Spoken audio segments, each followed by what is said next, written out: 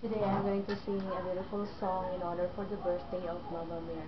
This is entitled Aba Ginoong Maria.